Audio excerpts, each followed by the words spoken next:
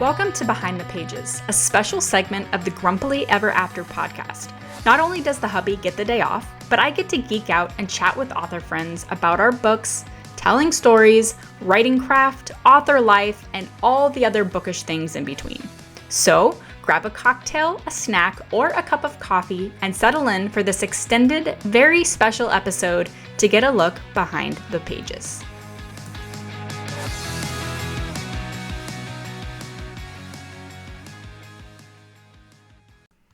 Greetings, listeners. I'm your host, Lindsay Pogue, and in this episode, I'm chatting with K Webster, bestselling romance author and my partner in crime creating the Surviving Earth Chronicles.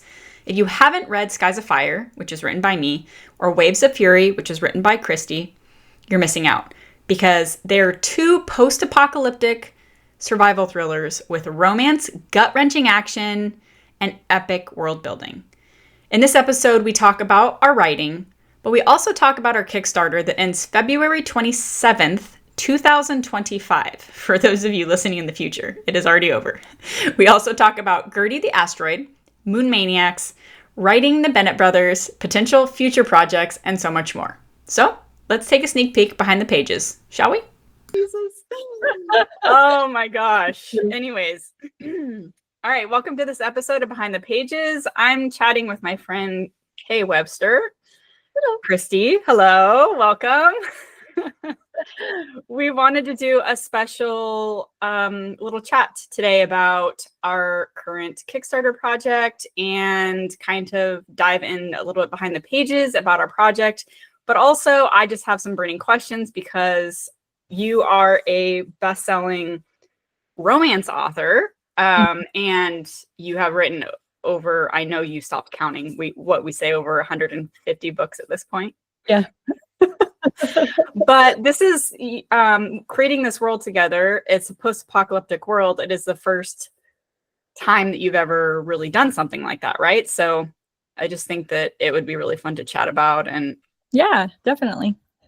all right, so we started, just to kind of give our listeners, I always forget that this is a podcast, just give listeners some context. This is a project, the Surviving Earth Chronicles is a project that we brainstormed and created together. So we co-created the world, but we wrote our own books. So that we didn't co-author anything. We each wrote our own books. I wrote Skies of Fire, Kristi wrote Waves of Fury, and our world is a very weather-ravaged setting that we totally put our characters through absolute hell in order to reach their satisfying endings. And endings as in they are alive. It's happily ever after. There's no main character deaths in our story. Right. Yes, because there is no endings.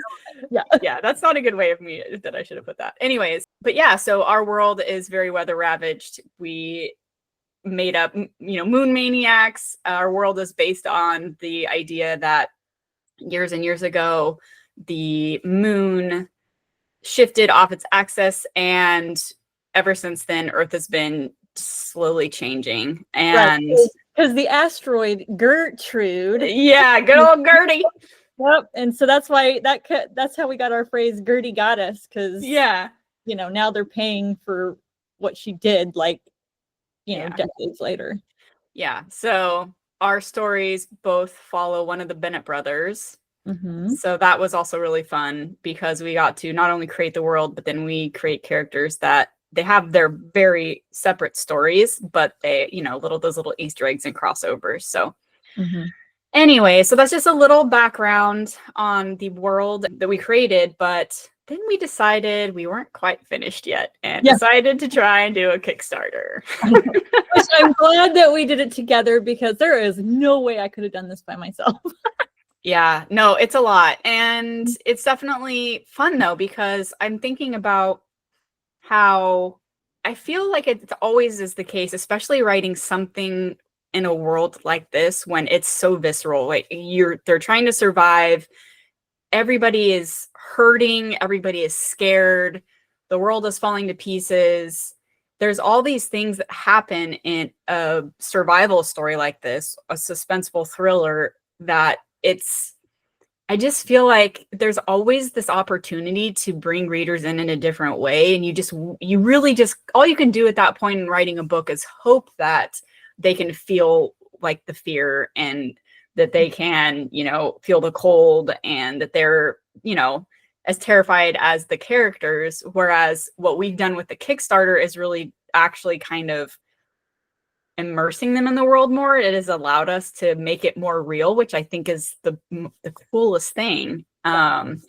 So I don't know if you want to talk a little bit more about that. I was going to say, I definitely feel like we have pulled the world out of the story. So like brought it into like our hands, because like as we were, doing the cover and the artwork and all the graphics and all the things that went along with it and the extra like annotations and things like that, I just felt like we were really like making parts of our story come to life in like a different way that was fun for us being the authors to, because we don't do that with all of our books. Like, you just write them and publish them, and that's that. You might do like a sticker or something or some teasers, but like we did so much for this Kickstarter that, I just felt like, I don't know, like we really brought it to life in like a visual way. And I think that's cool. Yeah. We have newspaper articles, guys. Yeah, that was so fun. I know. And it is. It's like little Easter eggs in that book. You like go like start flipping through, and then you've got like all this just fun stuff to look at, And I think that's the really cool thing about the visual aspect of it, because it is very much like a scrapbook, a survival scrapbook, because it's one thing to say, Tyler's brothers have a fishing boat company and blah, blah, blah, blah. But then to create what their actual logo would be, or I can't remember if it's a ticket or if it's just a little, I can't remember. But yeah, either way, like it just makes it so much more real to the readers, right? And they can actually feel, I think it makes them feel more invested too. It makes me feel more invested, because if nothing else, I was excited writing the story, and then I was excited when it was finally done and then we could publish it. And then I was excited that I could dive deeper into the story, and now I'm even more excited that we can share it with people. So I think that, I think it really helps generate some. Well, even like the tape that your characters listen to, the Eye of the Tiger, like we've made a picture of the tape and written over it that they had recorded Eye of the Tiger on there or whatever. And, that's cool. And it was cool, because it was like that came right out of the story, and we got to see like the tape that was the vehicle or whatever. And even like the little leather patch on the cover, like all of those things, it does feel like a scrapbook. Like you went on this chaotic adventure, like trying to survive, and you were like collecting little mementos along the way. So it has that chaotic collector's vibe, You know what I really love about it when you put it that way? I love that people can look at the cover and not know at all, like be completely confused. But as you read the stories, it all makes so much more sense that I think it's like Where's Waldo, but on crack, Yeah. Like how do these fit into the story? And again, you could look at it and you could be like, oh, this is really cool looking, but until you actually go through and read, and I think it's the same thing even with people who've already read our books, when they go in and they read the omnibus again and they start at the beginning, they're like, oh my gosh, I think that was on the cover, or oh my gosh, I think da da da, and then they can go back and see what it really looked like.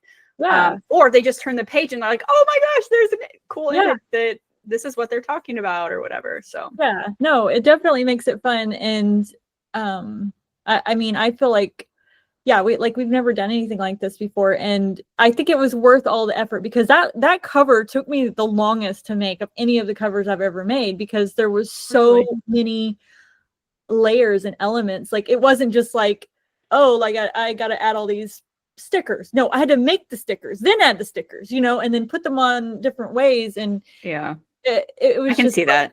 It was like a lot of behind the scenes work before it even came to the cover, creating all those images. But it was cool. It was like fun. And it was fun trying to like collaborate with you, coming up with like, what else could we add on the cover? Because when we first started, I had just a few things, and then we really started brainstorming like, we could add this, we could add that. And then you would send me things. And anyway, it turned out pretty cool.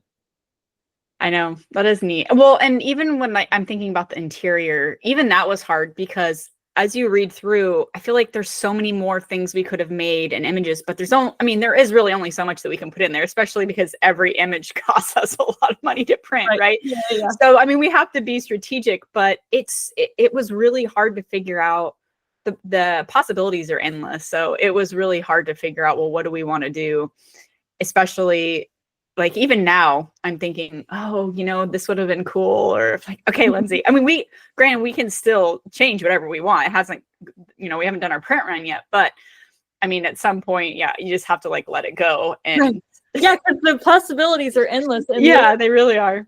Everything that we do is like, oh, we could do this. Oh, we could do that. Like, we even came up with like a lot more stuff recently on one of our little meetings. And I was just like, oh my God, we should have done that. We should have done that.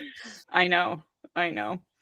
Well, because you haven't actually, this is essentially your first post-apocalyptic world. Did you think that it was more challenging to create than you expected? Or, was there anything, like harder or more interesting, or was it even maybe just more fun in general?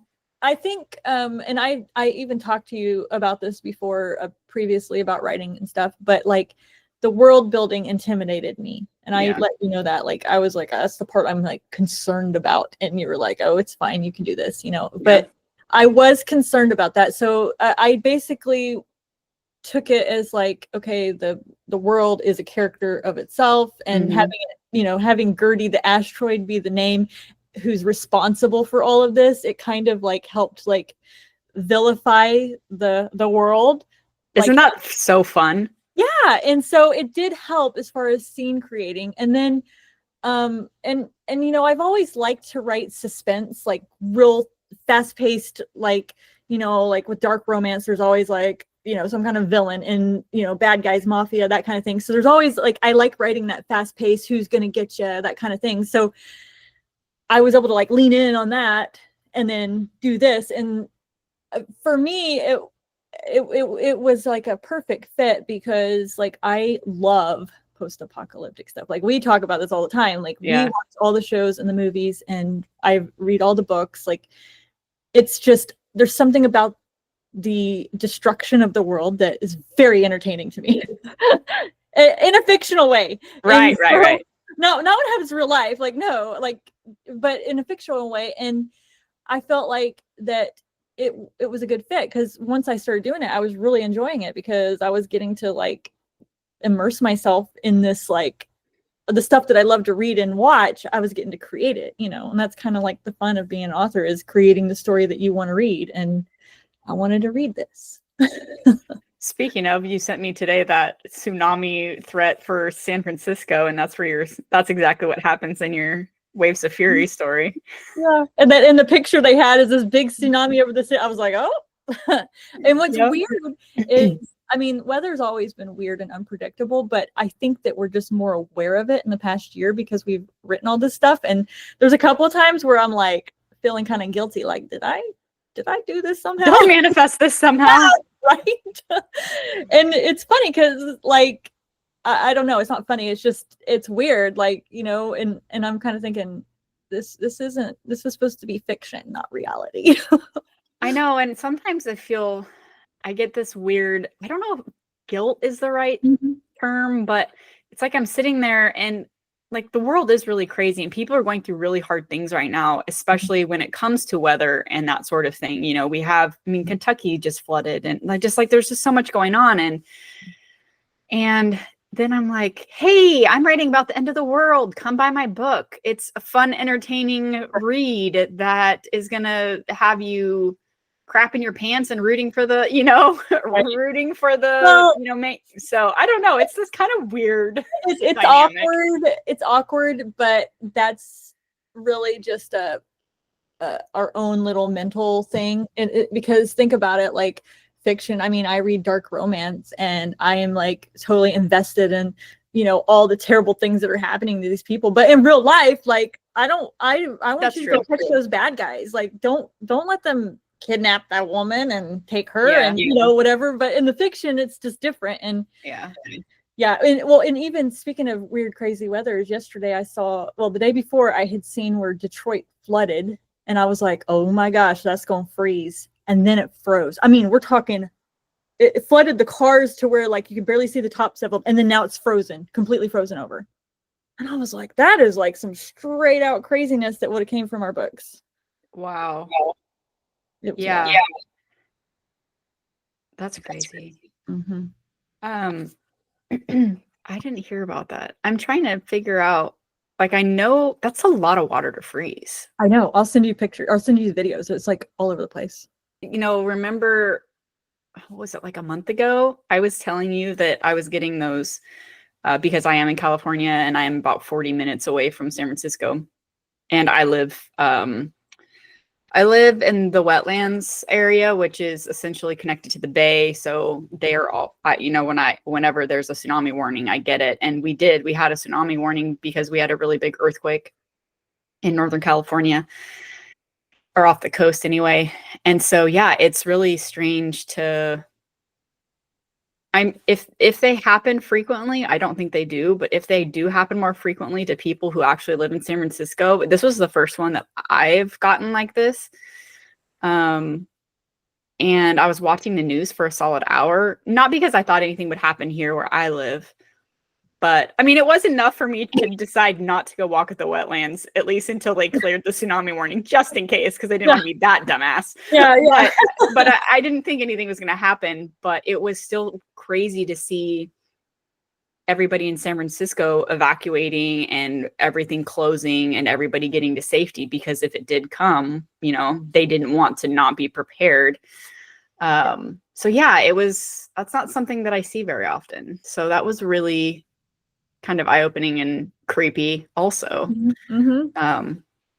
Anyways, but it's weird. It's really weird when you stop and think about it. The places, you're talking about Detroit. I know your characters didn't go there, but then I was thinking about the places mine went. Have you been to all the places your characters go to in Waves of Fury? Have you even been to San Francisco? Yes, I have been to San Francisco, and we stayed at a little boutique hotel that was, you could see Alcatraz. So I remember like visiting that city. So I remember like the hill thing. But I've been to Las Vegas.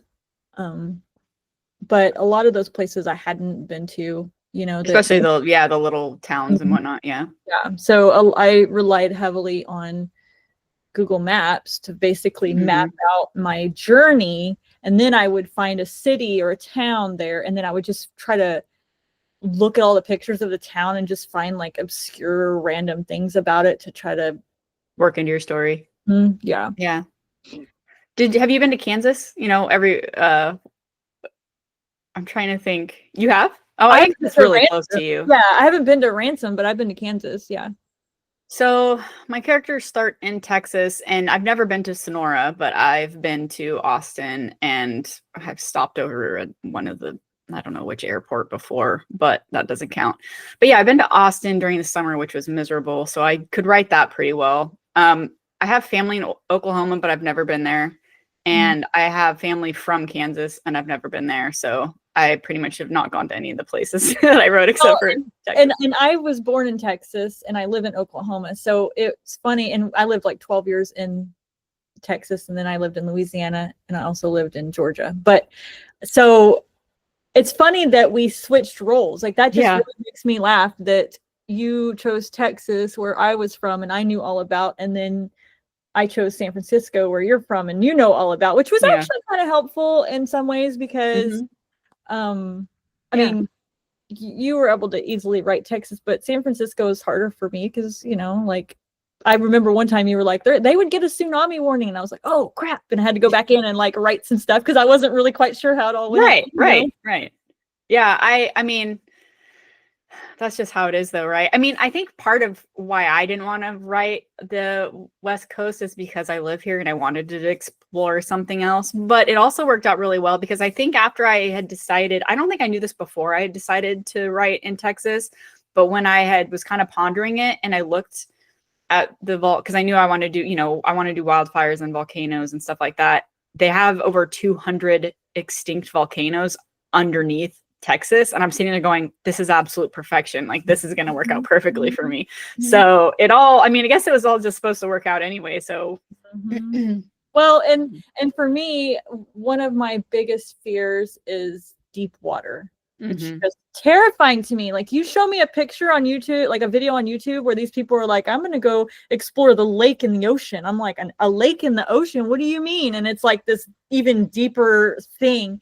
And I'm like, that is creepy. I'm not really necessarily scared of the creatures. I'm just scared of the vastness of the ocean. Yeah. It's creepy. And so I wanted something to do with water because that just seemed like really terrifying. And it's so like powerful and uncontrollable, and there's no escaping it. And I just thought that and of course, the place that always seems to be threatened by total, ocean consuming is California. Like that, they always say, it's going to fall off the map one day into the ocean, and so it's like, okay, that seemed like a perfect spot to just let them just get the floods for my story. I would love to write a story of that happening, like some sort of survival, post-apoc survival of California finally breaking off, what that would look like.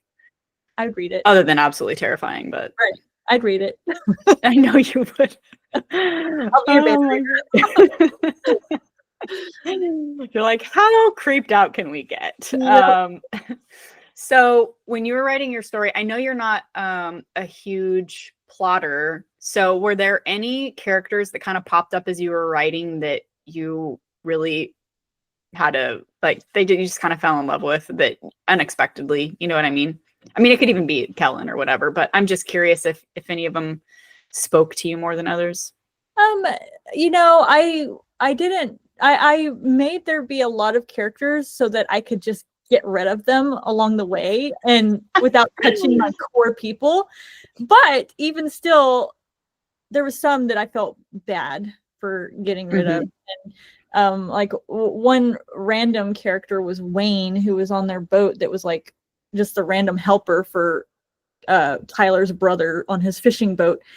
And he was just this big old goofy, giant man. And I don't know. I like towards the end, I was like, "Oh, you really gonna do that, Kristi? You really gonna do that to that man?"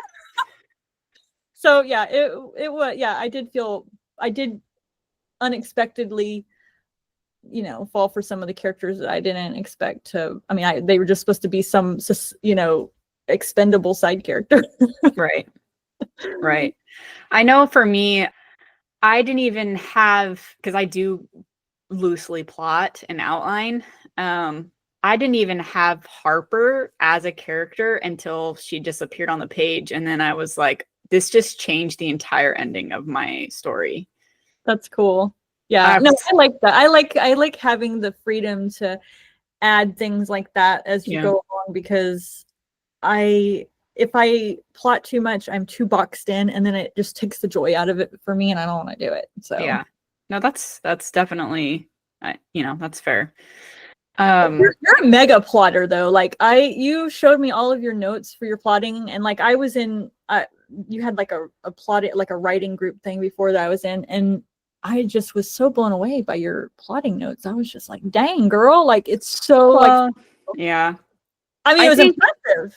Yeah, I think it comes from writing so many survival stories. There's so many things that I know, especially series. This is the only standalone that I've ever written. So when it comes to this kind of a story, and so I have so many things I have to research when it comes to survival, and especially a lot of them seem to have to live off the land. So what berries can you eat and not eat? Like I just feel like I'm so used to having to track all of that I kind of am getting to a routine of just, not to say that it's funny, because I maybe did a better job for you, because I knew that we were, sharing the same drive and stuff, but usually it's complete chaos. As long as everything is pasted somewhere in one place or another, it makes me feel better. You would think I would be more organized at this point, because half the time I think I go and do the research again because I didn't put it in the right spot. But I do try and track stuff, because there's a lot, and I can't retain all. There's just so much I can't retain it all, So I think I've kind of had to. I wonder if I'm like that because after writing so many books like this, when I first started, I like shot myself in the foot by not doing that. And so now I'm like, I have to get everything down. Yeah. No, I totally do get that, because having written a bunch of books, the older I get, the wiser I get.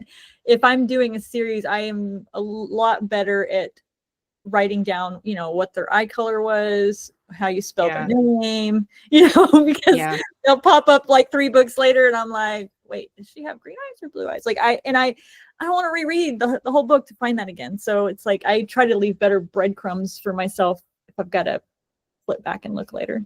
Yeah, no, that's good.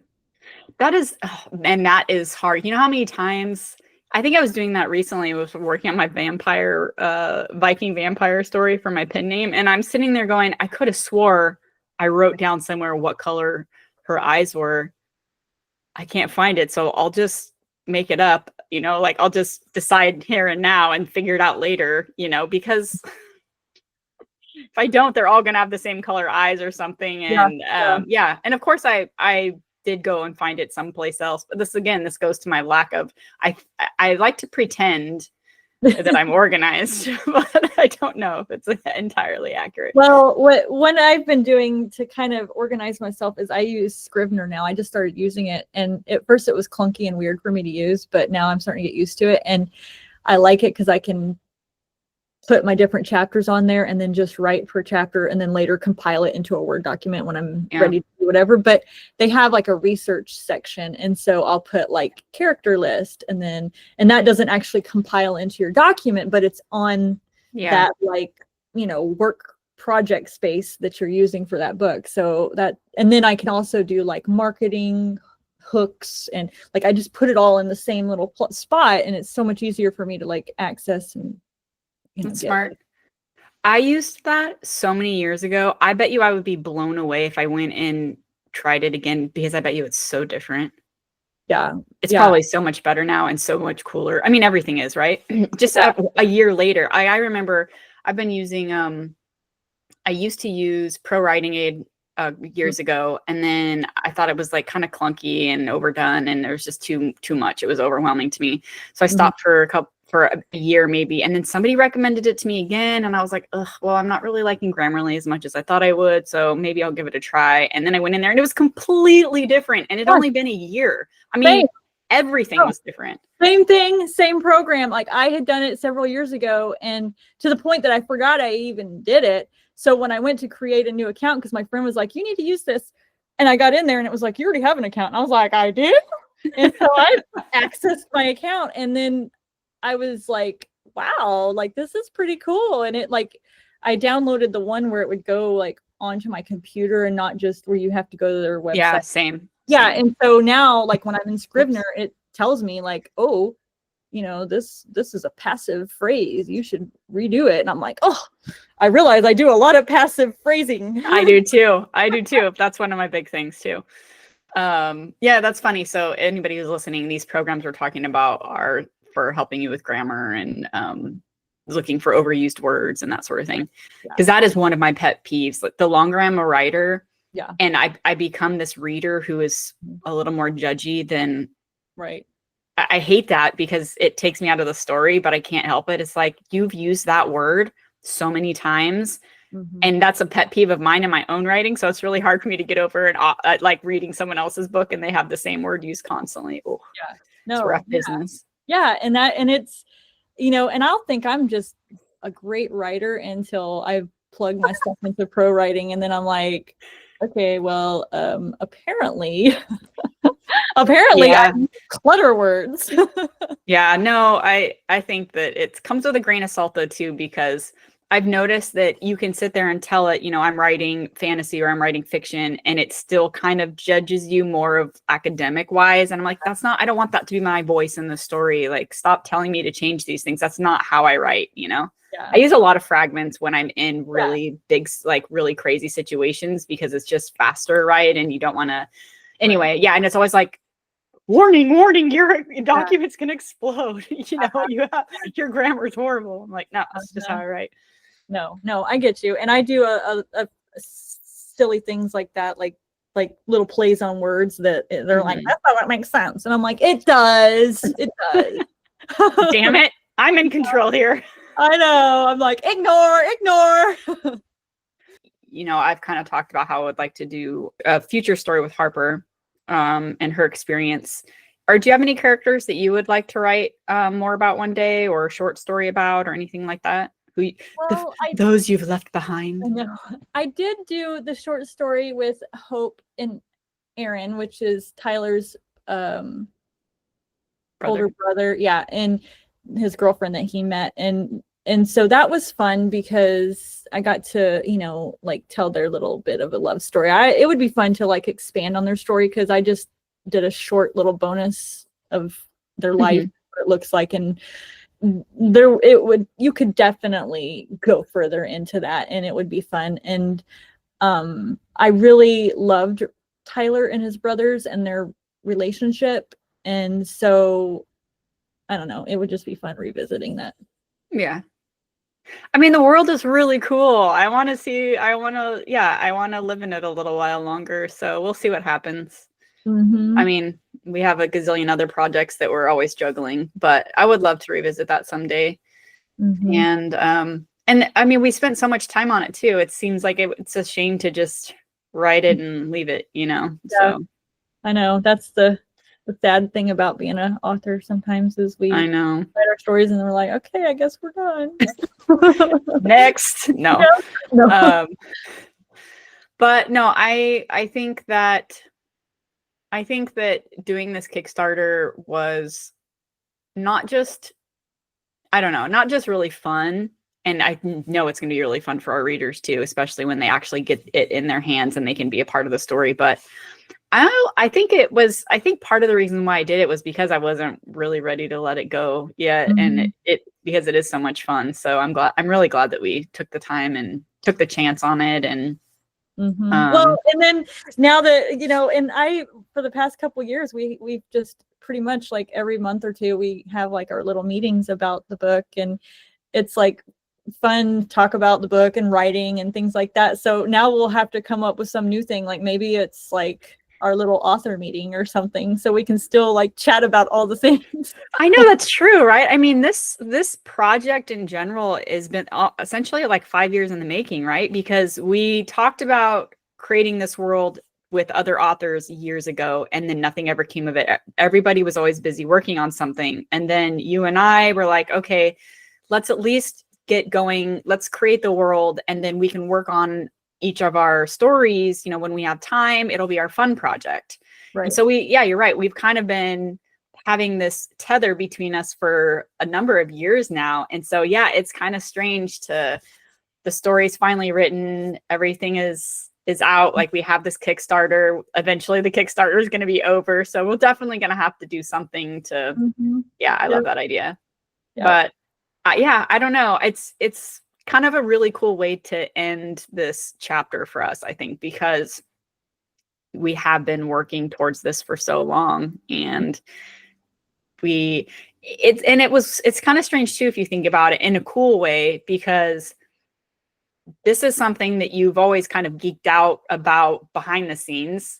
And then you took a chance and you wrote something in a world like this, which is really cool. But it's also like kind of scary, because you're like, what if my readers don't like it? This is not something I normally write, which I'm assuming they've loved it. But yeah, and so that us writing together in general is not necessarily something that makes sense in a way, because I don't write what you write. But at the same time, we've done a lot of firsts together, I guess, you know? So well, and I think that just like shows like that, you know, the passion to do the project has always been there. Like, we always thought it was exciting. We always geeked out over talking about the world and how, you know, we could do this, we could do that. Like, it was always fun. Like, and so the whole time, I mean, yes, it's been hard on some parts just because work is hard, but for the most part, it's just been like really fun, like journey to do.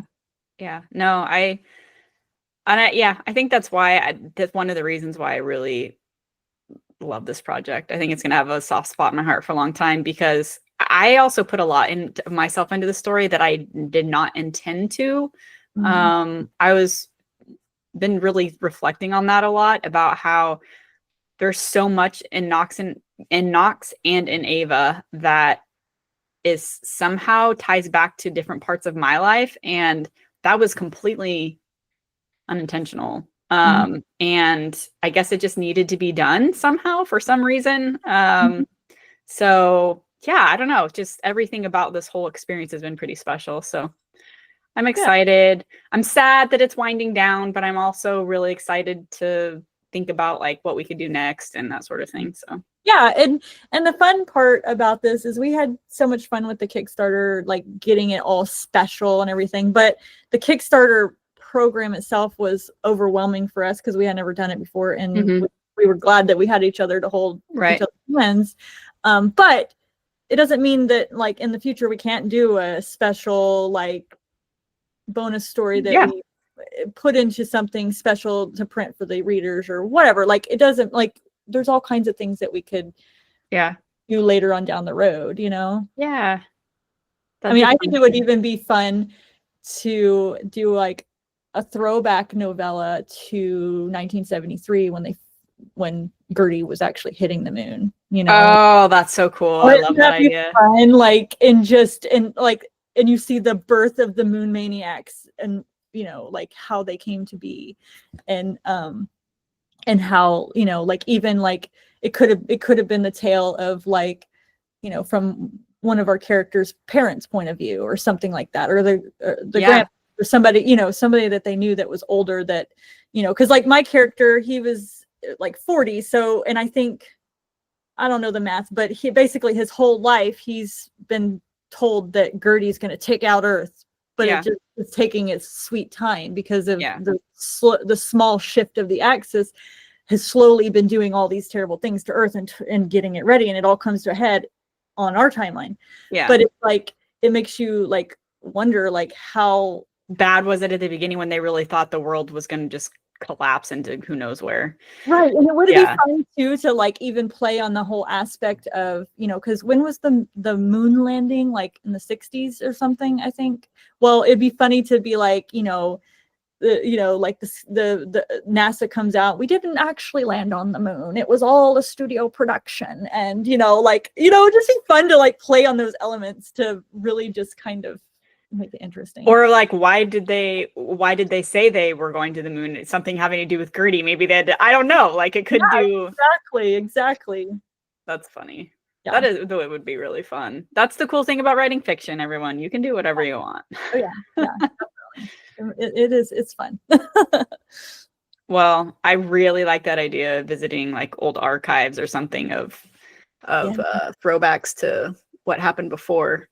Remember my character Leroy? I don't know if he's such a minute character, but he's in the very first chapter, and he's the like old ornery guy from he's Mitch Bennett's friend. He's sitting at the cafe and Ava's taking his order, and he's sitting there grumbling about like all these damn moon maniacs, and back in my day when she first hit, like what was he like 50 years ago, you know? Yeah.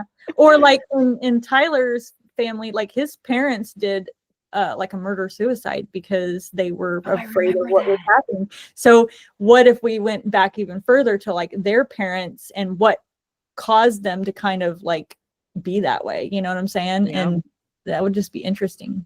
And plus the whole like 70s vibe going on too. Right? I'd have to interview some people that I know about that because I wasn't alive yet. Yeah, but I mean, it would just be fun, like you said, like archives. So maybe even not like full books, but like maybe little accounts of like interviews or something. Yeah, that would be fun. Possibilities are endless, guys. I guess we'll keep you posted on what happens next. Exactly. So it's not the end of the world yet. That's what we should say. We have a couple fun stretch goals that have to do with bonus stories. So if we ever reach them, then maybe backers will start getting some fun goodies from us. So you never know, guys. We just have to reach our stretch goals. Exactly. So anyways, well, it's really fun to talk about. I feel like you and I can talk about this forever because we're obsessed, obviously. I mean, we love it. We have been working and writing in this world for years, and we obviously love our hardcover that's beautiful and fun, and It looks so real. I was making a video. I don't know if you saw it or not, but I was just like, I got like distracted while I was making the video because it's like, I just want to tear this piece of tape off. It's not even real, but it looks so legit on there. It's really cool. It's really, really cool. It was fun. And it was fun how it all came to be, because at first, whenever I was designing it, like I was like, okay, I was trying to design wise, our stories are in the same world, but they're totally different. Mine revolves around water, yours revolves around fire. So then I was like, do I do like a one side's fiery and one side's watery? Like I was having trouble like combining the stories and then that's when we started talking about like, what about like this like cluttered like alleyway wall you go into like an old bar and like the wall to the bathroom is just like covered with bull crap, like that whole concept. As soon as we like thought about that, it was like, oh, that's it, and then it was like easy to like bring in little pieces of our trash from our story and put it all into one cool book. One man's trash, right? That's so funny. Who knew trash could be so exciting? Pieces of gum and now I'm like proud of it. Like it's one of my favorite covers that I've ever done because it's just so interesting to look at. Yeah, it's really cool. I feel like if I went and looked at it, I mean, I've obviously looked at it 100 times between us going back and forth and figuring out what we want to do, blah, blah, blah. But I bet you if I really sat and looked at it with the intent, I bet you I would find something that I didn't notice before, which is really fun. And that's why it's so hard to try and share it with other people, like through a video or through a photo, because it just doesn't do it justice. But it is what it is. Yep. It is what it is. Okay, well, tell readers and listeners, tell us where we can find more information about you, and I'll go ahead and make sure I put it in the show notes too. You can find my website, authorkwebster.com, and I'm on all of the platforms. If people want to reach me, email is the best because that's what I check every day. I get overwhelmed by social media sometimes, but authorkwebster@gmail.com if they need to ask me a question. But yeah, I basically am all over the place everywhere. Just the usual haunts. All right. And I'll make sure that I link to our Kickstarter that ends February 27th. So make sure that if you are listening and you are considering backing it, you, you check it out ASAP, because by the time this airs, you're only going to have a couple days. Right. And this is a special cover. It's not like we're going to just start selling these in our store afterwards. Like this is a special limited project. And I know a lot of people are collectors and they later regret that they didn't do something. You're going to regret that you didn't get this book. And you're going to be like, we're going to see it in those resale shops where they're trying to sell it for like $2,800. I know, right? Well, and the other thing we're doing too that we've decided to do, which I think is a really cool idea, but I guess we're just tooting our own horns, but it's, a lot of Kickstarters, especially for fiction, you'll have a list, in the back or in the front that says, a list of thank yous for backers, and that's what we're doing, but it's so much different than that. I'm going to work them in a really, really cool way that is actually very scrapbook Surviving Earth style. So I'm really excited. So if you want your name to be immortalized in this single print edition, then make sure you back the project. Right. And not just in a thank you for backing our project. It's going to be unique and special. Yeah. Something you're really going to be like, wow. Yeah. So, all right. Well, that's it for now. Until next time. Thank you, everybody. I'm Lindsay Pogue, and I will chat with you soon. Well, that's a wrap on this episode of Grumpily Ever After. Whether you're here for the book talk or the banter, we appreciate you. If you enjoyed our brand of chaos, don't forget to subscribe and join us next time for more book chats and married mayhem. Stay grumpy, stay bookish, and we'll catch you next time.